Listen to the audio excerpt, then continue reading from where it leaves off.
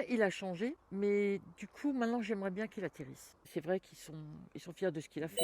C'est clair qu'il a fait quelque chose d'incroyable. Incroyable, Mais d'un autre côté, il le trouve encore pas présent. pas présent. Tu m'as dit, ma femme m'a toujours donné l'impulsion pour que je puisse passer à l'action. Oui, c'est ça, ouais. Est-ce que c'est le voyage qui t'a permis de prendre conscience à quel point elle était importante pour toi? Non, depuis toujours, elle m'a soutenu. Moi, j'étais un grand timide et j'étais pas bien au boulot et tout. Elle m'a dit, mais écoute, reprends des études. Elle m'a soutenu. Je me suis mis à mon compte, elle m'a soutenu. Là, avec le Covid, il y a 2 ans, j'étais pas bien. Elle m'a dit, mais va faire la traversée des Pyrénées, t'as envie. Elle me fait assez confiance. Elle sait que c'est bon pour moi, mais c'est vrai que je suis un peu orgueilleux. Il y a un proverbe marocain qui disait, je crois que c'est marocain qui disait, derrière chaque grand homme, il y a toujours une femme.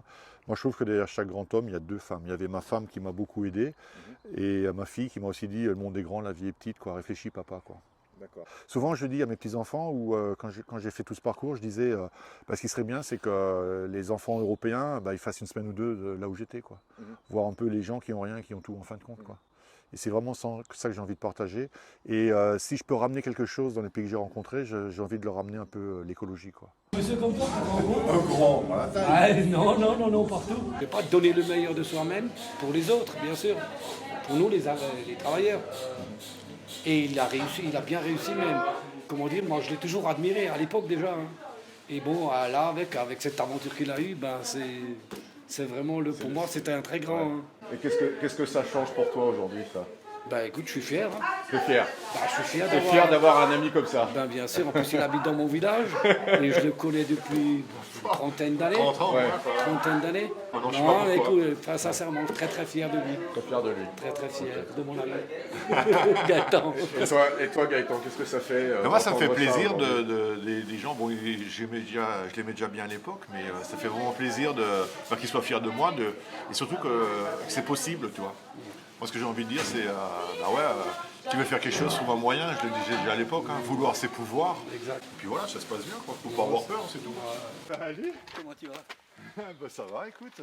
T'imagines, le Dakar, après, il faut encore aller jusqu'au Cap, hein, il y a encore 12 000 km. Hein. Alors, c'est clair, tout le monde ne va pas faire 7 000 km, mais il y en a qui pourraient partir une semaine marcher ou 2 semaines. Et qu'on arrête un peu de... Parce que les gens, moi ce qui m'énerve, c'est que les gens ils prennent l'avion, ils vont là, ils sont 5 minutes à la plage, 5 minutes de chaque côté, puis ils reviennent, ils disent ah moi j'étais à Dakar. Ben non, eux ils se déplacent, moi je voyage, tu vois. Mais t'aurais pensé que j'y arriverais franchement, quand tu m'as vu au début? Tu t'es dit c'est un fou lui. Mais au niveau volonté, je te connais, je pense que tu avais la volonté de le faire. J'ai été surpris par rapport à ce que tu faisais avant et par rapport à ce que tu veux, ce que tu es en train de faire. Hein. C'est ça, c'est... Chapeau. Hein. Tu sais, c'est comme au boulot, vouloir c'est pouvoir. Hein. Tu connais les trucs. Et qu'est-ce qu'il a apporté dans votre quotidien finalement quand il intervenait dans votre entreprise? Mais on a changé entièrement de stratégie au niveau truc, tout ce qui était visuel en fin de compte. Hein.